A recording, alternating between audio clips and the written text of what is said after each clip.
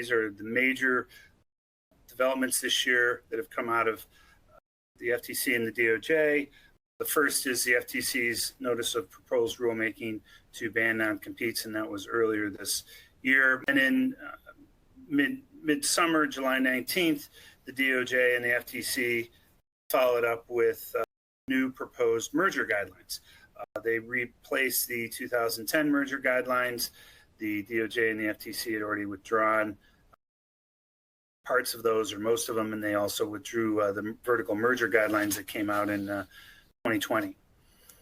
So starting with the proposed rule, describes this as a rule that it thinks will benefit employees. It'll result in a benefit to the employees to the tune of several $1 billion. They'll be released from non-competes. And it seems as if, in the ever-famous words of the Supreme Court, the FTC launched a missile to kill a mouse. This slide gives you an overview of the proposed rule, and that is specifically that it bans any attempt to enter or have a worker sign a non-compete. You can't maintain a non-compete. You can't represent to them that they're subject to a non-compete. The rule expands to independent contractors, and it also requires, this is a very important part of it, it requires, once it becomes enacted or effective, it requires employers to retroactively rescind existing non-competes. And it gives, I believe, a 60-day or 120-day period of compliance for that to take place. And then the employers have to actively inform workers that they're no longer subject to the non-competes.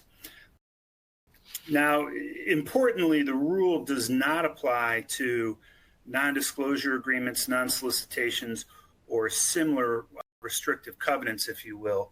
But it does sort of create this mushy area where it says if you have a restrictive covenant, say, for instance, like a non-disclosure, and it effectively operates or functions as a non-compete, then we're going to consider it a non-compete, and it's banned under the proposed rule. There are two exceptions for this proposed rule. The first is a common exception that many states who already have bans on non-competes have, and that is when someone sells a business, if you're the owner of the business and you have to be at least a 25% stakeholder, you can be subject to a non-compete.